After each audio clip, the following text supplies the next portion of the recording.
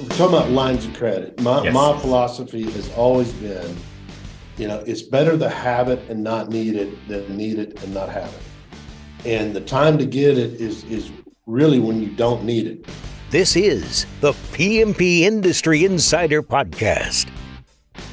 Hello, everyone. Welcome out to another episode of the PMP Industry Insider Podcast, where we look at what is changing in the industry and we take you to the front lines to those that are driving those changes. As always, I'm Donnie, Shelton, owner of Triangle Pest as well as Triangle Lawn. And with me is my compadre in arms. It actually is today. We're recording on St. Patty's Day. Dan, could I say that you look like a leprechaun today?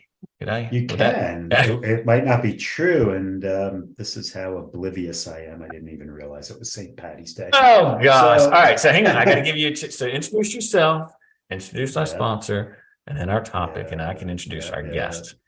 Well, hello everyone. This is Dan Gordon from PCO Bookkeepers, PCO M&A specialist.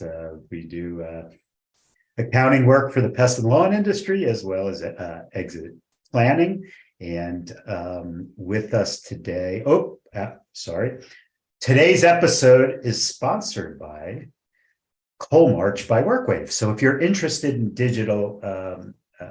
a digital agency and you want to talk to some folks, look at their website, coalmarch.com. And now let's introduce the topic. This is kind of we had this scheduled for a couple of weeks, and turns out that this couldn't be a more relevant discussion. We have with us today Lee McInnis. He's a senior vice president at a local bank in North Carolina called Fidelity Bank. If I have that wrong, Lee, you can tell me if it's, but the topic is my money safe, and other small business banking questions. And the reason we changed the title to Is My Money Safe is because when that SVB bank failed on last week, my email box and my phone lit up. Hey, is my money safe? What are we doing? So we kind of wanted to talk about that. So I am going to read Lee's CV just for everybody. Lee is a senior vice president and senior business development officer for Fidelity Bank in Cary, North Carolina. He's been in banking for more than 37 years, most of that time in small business commercial banking. He's experienced working with startups to firms with more than 100 million in revenue. Lee also has expertise in business acquisition, real estate purchasing and construction, equipment purchasing, cash management, and working capital lines of credit. Welcome, Lee. Well, thank you. Pleasure to be here. I will add that to his intro there that I actually just full disclosure here for our listeners, I'm very good friends with Lee from a business perspective. He does all things Triangle. Been so impressed with what he does. I've been so impressed with his professionalism that's why we invited him on. So Lee, welcome. Glad to have you on board. Glad to be talking about this. And I can tell you that much like what Dan said, I cannot think of a more relevant topic than right now. It's Friday, March 17th, as we're recording this, and this SVB thing is still not over. So I want to start with that, and probably the biggest question I think a lot of our listeners have is like, hey, I'm with a regional bank right now. Like, what about those guys? I mean, obviously we see what's happening in the tech world, and there's a huge meltdown in jobs, and the economy is definitely in a much different space from a technology company perspective. I will say on the field service side, we don't. I mean, I haven't felt it yet, Dan. I don't know if you've seen it in your clients, but we're cruising along just normal as can be. But talk to me about like these smaller and kind of more regional banks. Are they kind of under the same pressure? Are they having the same issues that SVB is? Like what? And then we can kind of walk into like, how did the SVB thing even happen? But let's start with the first main question, which is everyone's wanting to know is like, is my money safe or not? Yeah, it's a great question. And, there's multiple rating services, interesting, like Forbes 5 days prior to the SVB collapse had them as investment grade. And there were 5 years in a row on Forbes investment grade kinds of banks. So, how much faith do you have in some of these rating services? I mean, Bauer financial services is a good rating service, and it's publicly available. You can just go to their website and you plug in the state wherever you're at, and then it'll give you a list of the banks. And recommended by Bauer is a 4 or a 5. And so you'll see, every bank that's in North Carolina, for example, or whatever state that you're in, you'll see those ratings. And to me, it gets down to some common sense things here. Talk to your banker. Look at the bank's website. Look at their financials are reported. Just understand what their balance sheet looks like, what their earnings look like, and you know whether they're doing risky types of lending and things like that. Just have that conversation, and then again, there are other reports, call reports, that rates a bank on their balance sheet, their income statement. I mentioned Bauer. At the end of the day, FDIC insured accounts, that's the safest place for businesses and individuals to keep their money. Again, it's $250,000 per depositor. The FDIC does have a really good site where you can go in and, kind of a quick and easy understanding of what FDIC insurance is, what it covers, what it doesn't cover, frequently asked questions. And there's also a calculator that they've got that's very easy to use. Plug in numbers, different scenarios, understand how you individually and as a company may be impacted. So I have a question, because really 2 parts here. The first one is, do you know how the SVB thing got started? I mean, I read a thing that they were pretty leveraged into crypto. And if you don't know, I mean, it's fine, right? I mean, I'm just curious, does anyone know how this all got started? Yeah, so what you said was 5 days earlier, you had a good. Yeah. Is there any way that this could have been telegraphed? If I were, a guy who, moderately looked at my bank and, any way that you could have told that this was coming, or is, that's the way a run on a bank works? It just festers and snowballs. Great question. I'm no expert at that. I look at things from a common sense perspective. If I can understand it, I guess if I can't understand it, crypto, all those things, just, I'm going to have questions about it. So I know that was a component of it. I know that they were, the deposits that they were investing in, long-term deposits. And then when rates went up and their margins decreased, and they had a very small margin of liquidity, and then they had a run on the bank and they went upside down. Again, a lot more complicated than what I can explain here, but no, I mean, well, I don't understand banking. I mean, I really don't. I mean, in general, what would cause a bank to even go upside down? I mean, let's just fundamentally talk about how to. Well, it goes upside down. It goes upside down. So if I invest in 1.5% T-bills and the rate goes up to 4.5%, my asset value comes down. So if I have $1,000 bond with a 1.5% coupon, if now the market's at 5%, then that $1,000 bond is significantly less than $1,000, unless you hold it to maturity. And if you have a run on it, then they have to sell it and realize all those losses. That's how it happens. But is every bank in that position? How do we know? And do we, they're a local bank or a regional bank. Does this happen to Chase or Bank of America or Wells Fargo? What do you think, Lee? Great questions. Again, that's above my pay grade to understand all of that. I wish it was clearer. There's also a rating out there. It's called Camels. I don't know if you're familiar with that, but unfortunately, that's not publicly available. But that really gets at the heart of what how a bank works. That's capital, adequacy, asset quality, management, earnings, liquidity, and sensitivity. How sensitive is the bank to market risk? It would have been nice to know that with SVB. Unfortunately, that's not public information. Yeah. Right. Yeah. And to answer your question, Dan, and I'm no banker either, but as of right now, it's Friday morning or late morning. Like think about Credit Suisse, right? I mean, that's a big bank, and they've got to run First going. Republic as well. Yeah, and so I think it does go larger than regional banks. I think a lot of it has to do with industry and investments. Like, what are you in? You know what I mean? And then where? I mean, I say we all, but there's no denying that the tech world right now is in a moment of reckoning.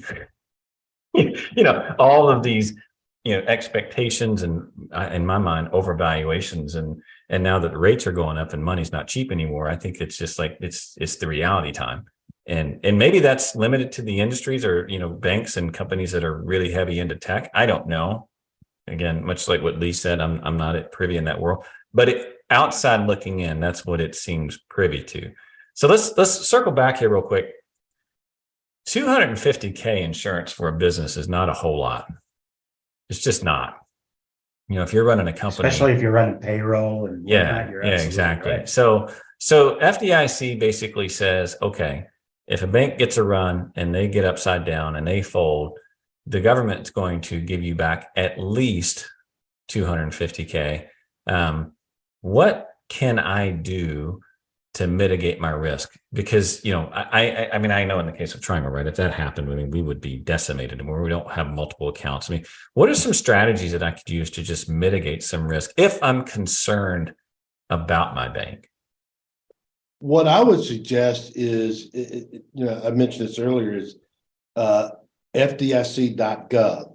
They've got a calculator there that's very easy to use, and you can plug in different scenarios, your personal accounts, your joint accounts, your business accounts, how all that works, and it will calculate your coverage for you. And it'll show you plus or minus. And I've done that since all of this happened. I've spent quite a bit of time with clients on the phone going through that and modeling the scenario myself, and then having the client go on that site as well. And then, for the most part, we're on the same page, but if there's any differences, we'll talk about that calculation. But that's the best information that I've seen, to be honest with you, because there are some nuances about who gets covered, by how much. But that site will tell you pretty quickly whether you're covered for everything, and then strategies to either move money. We've actually had some clients moving money in this week because they were, they weren't covered at another bank. And I'm sure there's conversations going the other way as well, but that's one of the best resources I've seen so far. So the FDIC website has strategies on there of how to mitigate that risk, is what you're saying. Yeah, it will calculate what your coverage is. And then, as far as the, going from there, it's just conversations with your banker, to be honest with you, about, okay, I'm not covered for this amount. Is it temporary? Is it permanent? And then employ strategies from there. Gotcha. So Lee, I do a column for PMP Magazine, and I did some research on this because I just wrote an article on it. And I came across some, I'll call them aggregators, where these are smaller banks that you can put as much money as you want in it, and they will, ladder it out to, let's say you wanted to have $2.5 million.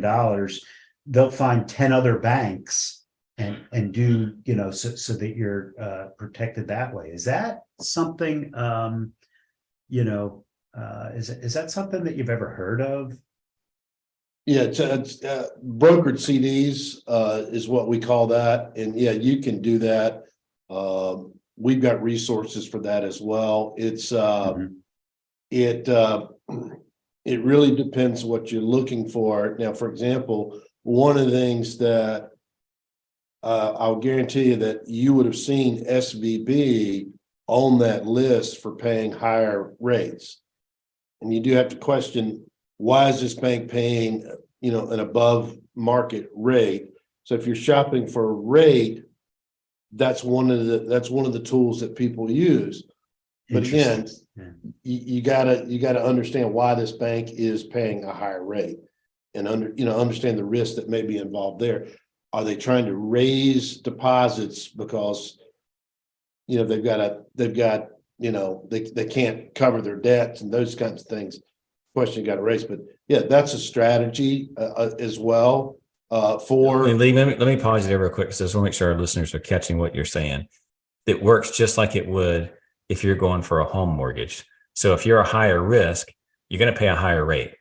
That's the reality of it is that if you, and again, I don't want to put words in your mouth here, Lee, so just stop me if I am. But, the fact of the matter is that someone has done some research there, and for whatever reason, they think that they're going to you need that money more, and you're going to pay a higher rate for it, which means it's going to be riskier. So if you see a higher risk, much like what you're saying, that would draw questions into your mind, like, why are they paying the higher rate? And most likely it's going to be because it's riskier.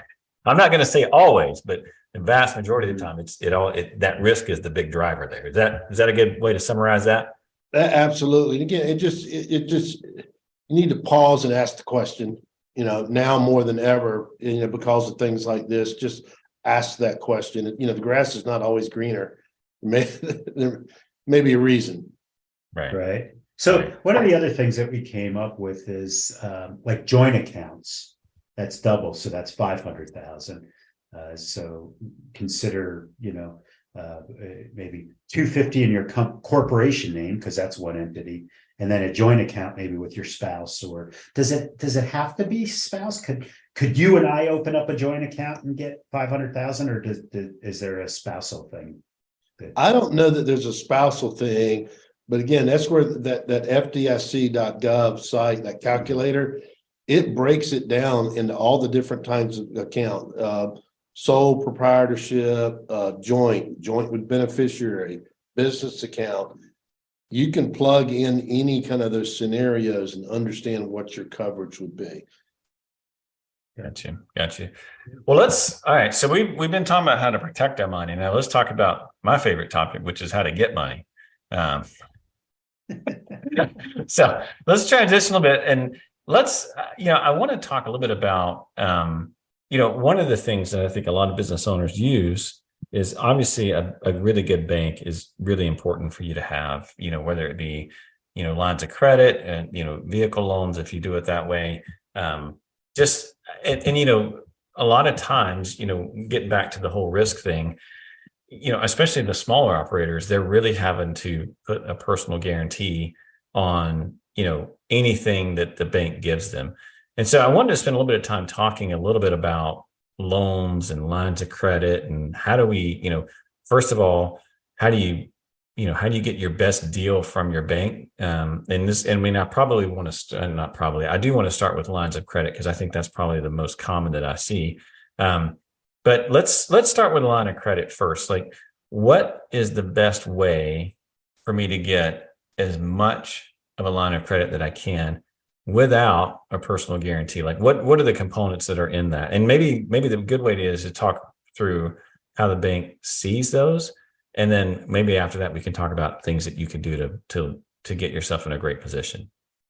Yeah. So from a banker's perspective, and this applies to both loans and lines of credit, we look at policy is that anyone that owns greater than 20% of a company should be a guarantor. And in 37 plus years of banking, just these are my terms, but when I hear that, my question is, why doesn't the owner believe in his company when he doesn't, or she doesn't want to do the personal guarantee? Yeah, a little risk mitigation. That's all. That's right. Yeah, but why should the bank take the risk? I get it. Yep. Yeah, and that's the same question that the bank is looking at, and so for that personal guarantee, it mitigates the risk that the bank takes. So now we've got two sources of repayment: the operating company and now the guarantor. And in most cases, owners take money out of the company, for tax purposes and things like that. And so, that's where a lot of that money goes. And so we want to have that source of repayment. And the other piece to look at, and this applies to both lines of credit and term loans, is that most banks utilize a global debt service coverage. And so we take the income of both the company and the owner as a source of repayment for our loan. And because most owners take money out of the company, having that additional income, typically drives the debt service coverage higher, better. And the better the debt service coverage, the better rate, terms, et cetera, you're going to get. So this is a really important point. And so if you think about, you have debt service coverage, in your loan, because at the end of the day, the owner can pull all the money out of the company and leave nothing for the bank. So the bank has to require that you leave, they have covenants written into the loan agreements that say you've got to, you're only allowed to remove this much profit, or you have to have this interest rate coverage. But it's a very important point. It is. I mean, you can get into covenants, like limiting contributions or distributions, post-distribution, debt service coverage, pre-distribution. You can have all that. Just in a nutshell, that's why banks look for the guarantor. And in our case, it being, in 3 states, community bank, what I would call a community bank, we lend to people that we know. And that's part of what we do. We understand their business. We understand the people. We're not making risky loans. And so that's just a part of it as well. And so, I don't really run into that very often, because again, it just, they are the company is them in a lot of cases. So what about collateral? So, I'll personally guarantee it, but you want to tie up my house, you want to tie up my building, you want to tie up my accounts receivable and whatnot. How do you carve that up? And let's say that, my leasing company wants a piece of it too. So I don't want to give it all my collateral to one source. How do you deal with that? Yeah, banks look for, 3 sources of repayment. The primary source of repayment, the operating company, the cash flow generated by the operating company, for example. Secondary source, is typically the guarantor, and particularly looking at liquidity of the guarantor. And then the third source of repayment is sale of the collateral. And, it's the last place that you want to be, but it's still an option for a bank. And it's there to protect the bank, to be perfectly honest with you. The stronger their collateral, the better terms, the better rate. Liquidity, obviously, we love. Real estate, we love. When you start, equipment, you're limited what you can do there. Advance rates, things like that. Accounts receivable, the inventory, those kinds of things. And, so it changes a little bit what you can advance. And some of that is based on FDIC guidance as well. So just to recap there, just things that make you look good. Number one is that you've got to have strong cash flow, or you should have strong cash flow. Second thing is that you should have liquidity, either in the operating company or you personally. And then number 3 is if you got some sort of assets that can be sold off if possible. Can you just, one of the things that I was told by an accountant many, many years ago, you guys may know him, I don't know, but never ask for money when you need it, right? When someone wants... I was just going to bring that up. Yeah. What you just described, if all those things are in place, you probably don't. Why the hell do you even need a line? Exactly. That's exactly right. So, I guess bringing this back to you, Lee, if those are the drivers, right? It's cash flow, it's liquidity, it's assets to sell.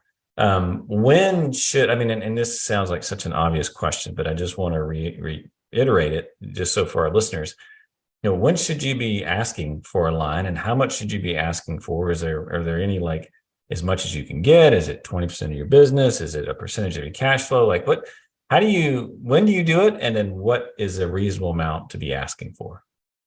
Yeah. So if we're talking about lines of credit, my philosophy has always been, it's better to have it and not need it than need it and not have it. And the time to get it is really when you don't need it. When you're flush with cash, things going well. Yeah. That's the time to have the line of credit in place. And the beauty of a line of credit is, other than maybe an origination fee, if you don't borrow against it, you don't pay anything back. Right. And it revolves. And, if you do use it and you pay it back, and it revolves. One question before you go any further, because I want to bring this back to our listeners, which is, how far back do you guys go when you're evaluating cash flow? Is it 6 months? Is it a year? Is it 5 years? Like generally speaking, I mean, it doesn't have to be specifically for your bank, but just how far what is pretty standard for someone to go back in terms of? Yeah, I would say this is consistent industry wide. And that's 2 years, prior 2 years tax returns, and then interims. I don't think that we would require February interims here at the end of the year, but we would, look back to the December 22 year end balance sheet, income statement, accounts receivable aging, accounts payable aging, those kind of things. So 2 years tax returns, and that applies to both the business and the guarantors. Gotcha. So just for our listeners, I'd say November and December are great times to be applying. Would you agree with that, Dan? Yeah. That's when all the cash comes in. But if I were applying for a loan today, so you said you wouldn't ask for interim. So what you would ask for is 2021 and 22 tax returns. Is that right? No, I would ask for, because I'm assuming that 22 tax returns are not yet completed. So we need the year end QuickBooks balance sheet and income statement for 22, but then 21 and 20 tax returns. Yeah. Okay. Yeah. But if the tax return is ready, you would take it. That'd be awesome. Yeah. Okay. So bringing it back around. So there's that piece of it. Making sure that, you're going to look back that far. So other things that we could do to, I guess, look good and be ready to go when it comes to, getting a line or getting lined up for a line as much as I can. Yeah. What I'd say is build the relationship with your banker, and it goes both ways. Meet with your bank on a regular basis. I mean, quarterly would be fine. Bankers love that. And just go over the numbers, go over how that particular bank or banker looks at credit. What are they looking for? Different banks have different criteria, how they underwrite, what their debt service coverage requirements are, what industries they're lending in. Some are going to be impacted by kind of the category of the business, any concentrations in certain industries and things like that. That changes over time. So I'd say just build that relationship. The other thing is have a really strong financial resource, account manager, controller, your accountant, CPA, keep the numbers current. And as the business owner, know what they mean. Yeah. And meet with your accountant and your banker. That, and in that way, everybody's on the same page as far as what that particular bank or banker is looking for. So what are the KPIs? Is it current ratio? Is it acid test? Or what are like if I said to you, hey Lee, you got one thing you can look at in order to approve this loan, what would that one thing be? Well, I can only speak for us, and that's simply cash flow. Okay. Is what we look at. Balance sheet, absolutely. That's where the cash sits. We understand all that. That's important, but it's really driven by the debt service coverage. Gotcha. And I would say just as a thing for our listeners, I'm a fan of regional banks just because of what Lee just said, which is there's a relationship and there's an ability to pull someone in and actually have them see sometimes there's a story behind the numbers and you don't even get the opportunity with larger banks to even tell that story. I had an experience happen on the personal side.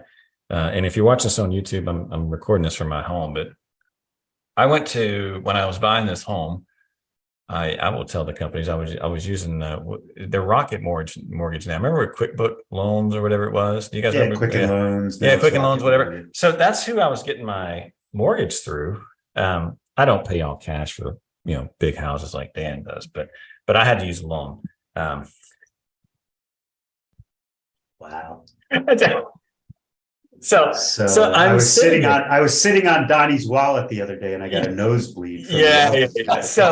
So we're like, we're here, we're ready to close. Like we're 1 week from closing, and all the paperwork's done. That how you go through all the insurance. You go through all the inspections and those types of things. And apparently, some person in Michigan, I'm in North Carolina. Some person in Michigan does what they call a desktop appraisal, I guess is what they called it. And the loan got denied 1 week out from closing. And as you can imagine, that created quite the situation. And I ended up having to go to find someone else to do. We had an appraisal that showed that the house, perfectly appraised for the value that it did. But for whatever reason, this person in Michigan disagreed, never been here, doesn't know the market, doesn't know anything at all about what's going on, and says, well, it breaks the formula, we're not doing it. And so bringing that back to why I like regional and local banks is because, in your business, oftentimes, especially if you're an entrepreneur that's pretty aggressive, sometimes there's a lot more going on than what the numbers just say. And it's really good to have someone to sit down and show them. And, ultimately, if you have a good track record, they can buy into you, not just what that stat says. And so I think that's a really key thing to have in your corner, because, if you're a big risk taker, or if you're really growing your company quickly, and, your numbers aren't going to always look great. That's just a fact of the matter. That's why we use composite. But Dan, any thoughts on that? I'm sure you've seen it, and where you're sitting at, you get to look at everyone's numbers, you get to see what everyone's doing, but the whole local bank yes, you have a relationship with somebody, and you need to be dealing with a local bank. But if you read a lot of the articles that came out about this SVB thing, oh geez, would that happen to a big bank? And could it? It absolutely could. But if Chase or Wells or Bank of America went under, boy, the country's really in trouble, right? Mm-hmm. There's, up until last week, you weren't thinking about things like this, and a local bank is extremely important. There's definitely a place for big national banks as well. Yeah. Let's move on here. So if someone has had, say, a less than stellar track record in terms of loan repayment, whatever, how does someone deal with that? And how, what kind of advice would you give a person who may not have the best credit score, or they, in the past, they've been a part of a failed business, and there's, what can they do to, I guess, get as much as they possibly can, from what they need from the bank? Is it still like, well, if your cash flow is there, you're all good to go? Or is it like, well, your credit score is not where it needs to be, and tough, like what kind of advice would you give to someone that's in that situation or position? I see that.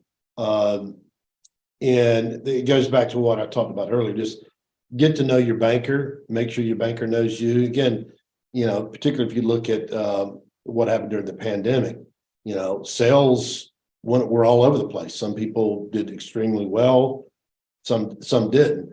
But just understanding the story, because remember, one of the things that your banker will do when presenting the credit is to understand your story. Why did sales go up? Why did sales go down? Not just the fact that they went up or down, but why? And then, the credit, there's a story. None of us are perfect, but what caused that? And I would suggest that everyone, know what your personal credit score is. You get a free annual credit report. Understand what it is, what's on there. Obviously paying your bills on time, it's trailing. So, make sure that, if you're past due most recently, that's not a good sign.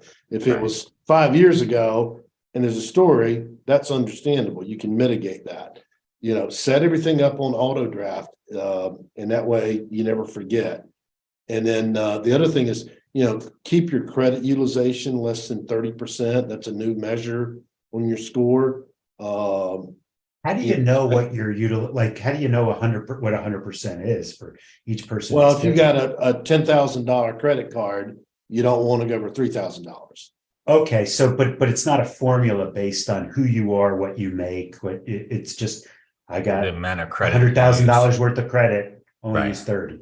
Right, exactly. That's how that's calculated. So just keep it below. But 30. that's revolving. How about a mortgage? How do they consider that? I don't know the answer on that, whether it's 30% or not, but I know it is on the like credit cards and revolvers and things like that. And Gotcha. I've actually, told my kids that as well as they're Right. thing that as they're at that age now, but just keep it below 30%. But again, it goes, I'd say, talk to your banker. We're humans as well. And just understand if there's a story there and, whether it can be mitigated or not. And Dan, I want to switch gears here for a second. I'm going to put you on the spotlight because I know that you shine in it and, you just love the spotlight. But you see a lot of folks and you do a lot of accounting for a lot of different companies in our industry.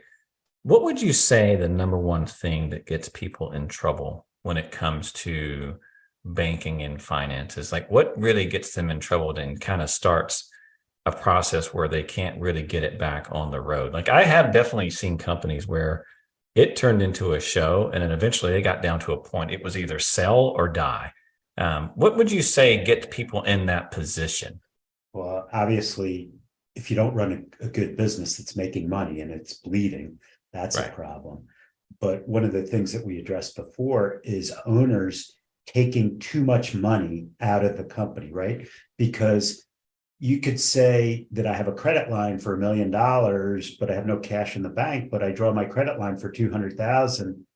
Who does that 200,000 belong to? Is it the banks? Is it yours? Is it the business? Is it yours to distribute? And we see people do that and they get themselves into really big trouble.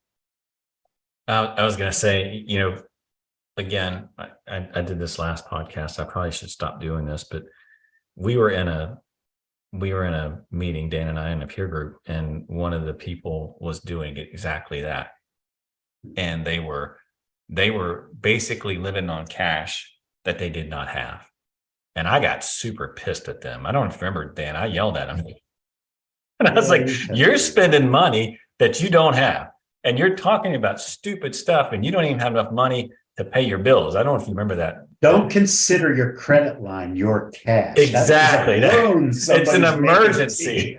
It's not. And so anyway, not yours. What had happened in this scenario is that the owner, I don't know what they were thinking. I think they just thought they just kept living in denial that their business was okay. And as long as they had cash in their account, that it was all right. And the numbers was telling a completely different story. They just had a little bit more runway because of the bank. And I'm like, that's going to end. And it was, anyway, I don't know if you remember that there was tears and there was a bunch of, it was ugly. I remember it was a bad. So bringing it back to you, Lee, we gotta wrap up here. Just any parting words of wisdom for folks, that in terms of dealing with a bank, some things that you've learned over the years that you feel like would be valuable to share. Just some good words of wisdom for our listeners before we end out here. Anything come to mind? Yeah, real quick. Bankers lend on the bottom line. Entrepreneurs focus on the top line. Such a good point. Yeah, such a great point. Yeah, just understand that. So, when a banker presents a credit, they're the drivers of those decisions are, it's cash flow, it's collateral margin, collateral type, management strength, experience, succession plans in place, And then, payment history, the relationship with the bank. The more you have with the bank, the more flexibility and creativity comes with that, better rates, better terms, et cetera. And, again, cash is king, just, in all aspects. And so just banks really like to see that cash, like to see it on the company balance sheet. If not on the company balance sheet, then in the individual's name versus what I'll call toys. We like to see cash. Yeah, Dan has a big boat for all of our listeners. It's a so big toy. Lee, if you had an airplane on your balance sheet,